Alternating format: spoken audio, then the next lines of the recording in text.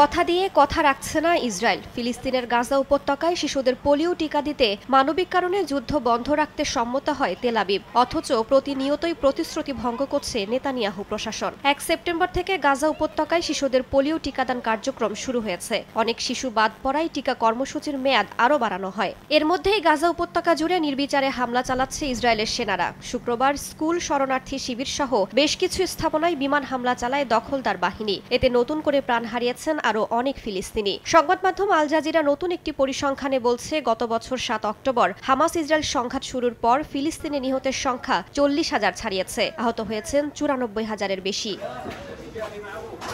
প্রাণহানির পাশাপাশি অবকাঠামো ধ্বংসযোগ্য তো রয়েছেই। সমৃদ্ধ গাজাকে ধ্বংসস্তূপে পরিণত করেছে বর্বর নেতানিয়াহু সরকার। একটু নিরাপদ আশ্রয়ের খোঁজে প্রতিদিন গাজার এক প্রান্ত থেকে আরেক প্রান্তে ছুটছেন বাসিন্দারা। একসময় বিশাল একটি বাড়িতে পরিবার নিয়ে হেসে খেলে দিন কাটিয়েছেন ইকবাল আল জেদি। কিন্তু ভাগ্যের কি নির্মম পরিহাস, এখন তার দিন কাটছে একটি তাঁবুর নিচে। তার মতো অবস্থা বহু গাজাবাসীর।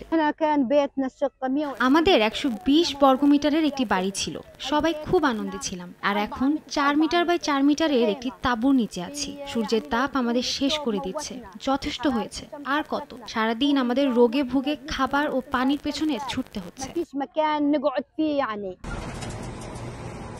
গাজার মতো পশ্চিম তীরেও ব্যাপক ধ্বংসযজ্ঞ ও ভূমি দখলে অগ্রসর হচ্ছে ইসরায়েলি বাহিনী। সেখানে অবৈধ ইহুদি বসতি সম্প্রসারণের বিরুদ্ধে চলছে বিক্ষোভ। শুক্রবার বিক্ষোভকারীদের ওপর সরাসরি গুলি ও টিয়ার গ্যাস নিক্ষেপ করে ইসরায়েলের সেনারা। এ সময় এক মার্কিন নারী অধিকার কর্মীকে গুলি করে হত্যার অভিযোগ উঠেছে। ২৬ বছর বয়সী আয়নুর ইজগি আইগি তুরস্কের নাগরিকও ছিলেন। এ ঘটনায় চরম বিরক্ত যুক্তরাষ্ট্র। দ্রুত ঘটনার তদন্ত করতে ইসরায়েলকে আহ্বান জানিয়েছে ওয়াশিংটন। এদিকে টানা ৯ দিন ধরে পশ্চিম তীরের জেনিনে ব্যাপক তাণ্ডব চালানোর পর শুক্রবারই সেখান থেকে সেনা প্রত্যাহার করা হয়েছে বলে জানিয়েছে তেল আবিব।